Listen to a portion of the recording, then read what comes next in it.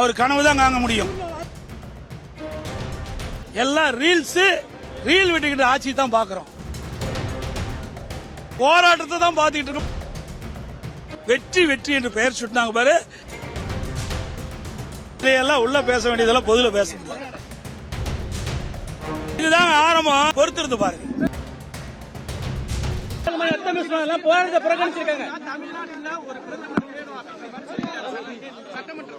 அவர் கனவு வாங்கலாம். அவர் கனவு தான் காங்க முடியும். 100 நாள் ஆட்சியில மக்களுக்காக எந்த ஒரு புதிய திட்டமும் இல்லை. எல்லாம் ரீல் விட்டுக்கிட்டு ஆட்சி தான் பாக்குறோம்.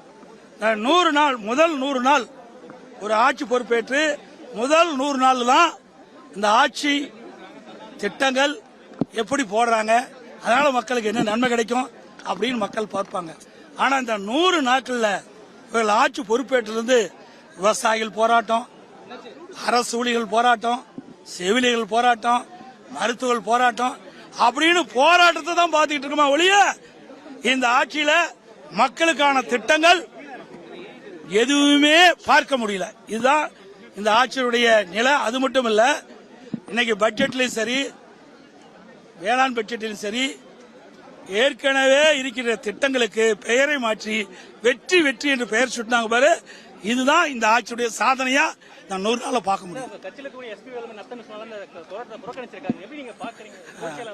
அதாவது திருமணத்துல சீப்பு ஒழிச்சு வச்சுட்டா திருமணம் தடைப்பட்டு போயிருமா?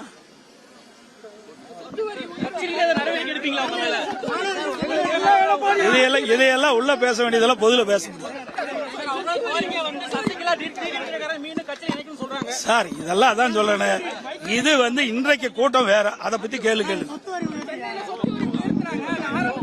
இதுதான் ஆரம்பம். இன்னும் பாருங்க எவ்வளவு வரி உயர்த்த போறாங்க. இந்த அரசாங்கம் அமைத்த பிறகு சொத்து வரி உயர்த்திட்டாங்க. நீ எந்தெந்த வரியெல்லாம் உயர்த்துவாங்கன்னு பொறுத்திருந்து பாருங்க. ஏன்னா கடன் அதிகமாயிட்டது.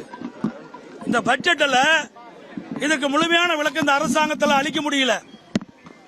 இன்றைக்கு அரசு ஊழியர்களுக்கு ஏற்கனவே இருந்த திமுக அரசாங்கம் இடைக்கால பட்ஜெட் போடும்போது அந்த அரசு ஊழியர்களுக்கு ஓய்வு திட்டம் அந்த நிதி ஒதுக்கீடு செஞ்சாங்க. இந்த அரசாங்கத்தில் இவருடைய புதிய அரசாங்கம் தமிழக வெற்றி கழக அரசாங்கத்தில் அந்த நிதிநிலை அறிக்கையில, திருத்தப்பட்ட நிதிநிலை அறிக்கையில இந்த அரசு ஊழியர்களுக்கு ஓய்வூதிய நிதி ஒதுக்கப்படல. இது மாதிரி பல பிரச்சனை. இந்த அரசாங்கம் இப்போ ஆட்சி பொறுப்பேற்று 3 மாசத்துல 20,000 கோடி கடன் வாங்கியிருக்கிறாங்க. 17,000 கோடி வருவாய் செலவு. அப்படின்னா இந்த அரசாங்கம் எப்படி செயல்படுறது நீங்களே எண்ணி பார்த்து.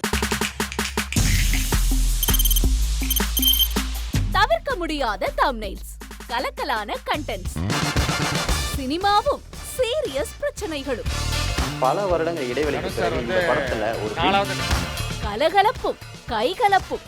Me too, love you. Thank you so much. அவர்களை மாஸ் ஏத்துறது போயிட்டே தான் இருக்காரே தவிர பிரேக்கே இல்லாமல் பிரேக்கிங் நியூஸ் சொல்லும் தந்தி டிவி ஆப். இன்ஸ்டா தலைமுறை வரை இறங்கி அடிக்கும் தந்தி டிவியின் டிஜிட்டல் எக்ஸ்க்ளூசிவ். அது தண்ணிக்குள்ள போகும்போது ஹேங் ஆயிடுச்சு. உங்களுக்கு விஜய் சார் எந்த அளவுக்கு ரொம்ப பிடிக்கும்? Of course, Malayalis are huge Vijay sir fans. ரெண்டு பேருமே ரொம்ப பிடிக்கும் எனக்கு. தந்தி டிவி ஆப்பை இலவசமா டவுன்லோட் செய்யுங்க. ஃபாலோ பண்ணுங்க, சப்ஸ்கிரைப் பண்ணுங்க, என்ஜாய் பண்ணுங்க.